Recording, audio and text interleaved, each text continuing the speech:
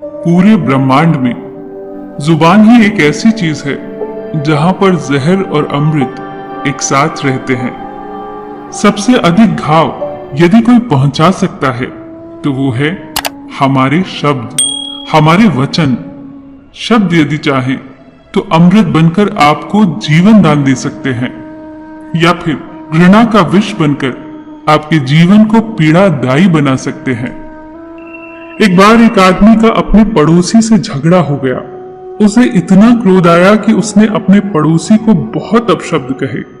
जब क्रोध शांत हुआ तो उसे बहुत पछतावा हुआ। वो अपने गुरु के पास गया और उनसे विनती की कि ऐसा कुछ करिए कि सब पहले जैसा हो जाए। इस पर गुरु ने कहा, खूब सारे पंख इकट्ठा करके बीच चौराहे पर रखकर फिर यहाँ आओ। आदमी ने ऐसा ही किया और वो फिर गुरु के पास पहुंचा। अब उसके गुरु ने कहा कि जाओ और सारे पंख इकट्ठा करके अब उन्हें मेरे पास लाओ। इस पर उस आदमी ने पूछा, ये कैसे संभव है? अब तक तो वहां एक पंख भी न होगा। गुरु ने मुस्कुरा कर कहा, बस यही तो होता है शब्दों के साथ भी। शब्दों का चुनाव जहां भी थोड़ा सा भी गलत हुआ फिर कुछ भी पहले जैसा नहीं रहता। शब्द संभारे बोलिए, शब्द के हाथ न पाओ। एक शब्द औषधि करे, एक शब्द करे घाव। किसी की अच्छाई का इतना भी फायदा मत उठाओ कि वो बुरा बनने के लिए मजबूर हो जाए।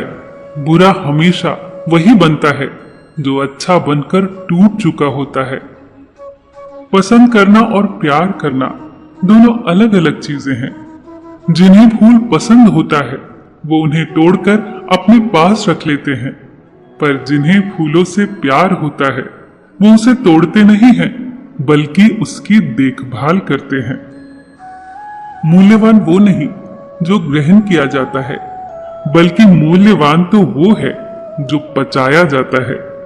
क्योंकि भोजन यदि ना पचे तो रोग बढ़ता है, बात न पचे तो चुगली बढ़ती है, प्रशंसा यदि ना पचे तो अहंकार बढ़ता है, और राज न पचे तो खतरा बढ़ता है। दुख न पचने पर निराशा बढ़ती है, और सुख न पचने पर पाप बढ़ता है। इसीलिए जो भी मिले उसे पचाना सीखिए। इसी में जीवन का सार है। खाली हाथ ही रह जाते हैं वो लोग जो दूसरों की खुशियां छीन लेते हैं। जीवन में जो भी करो पूर्ण समर्पण के साथ करो।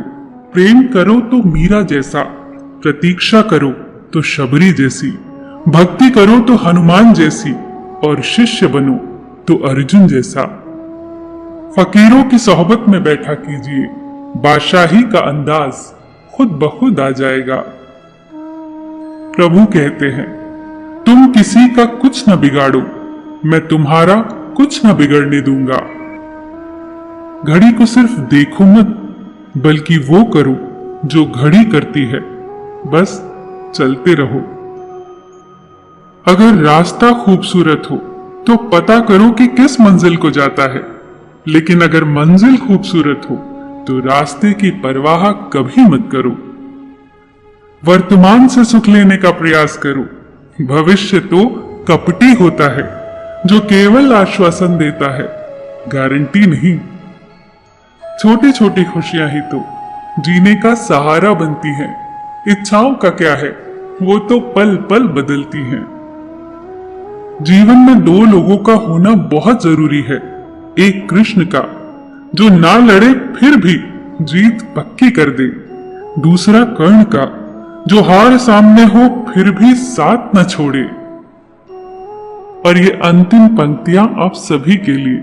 दुआ मिले बड़ों से, साथ मिले अपनों से, खुशियां मिले जग से, रहमत मिले रब से, प्यार मिले सबसे, बस यही दुआ है रब से। सब खुश रहे आपसे और आप खुश रहें सबसे। सबका ख्याल रखना पर अपना भी ख्याल रखना।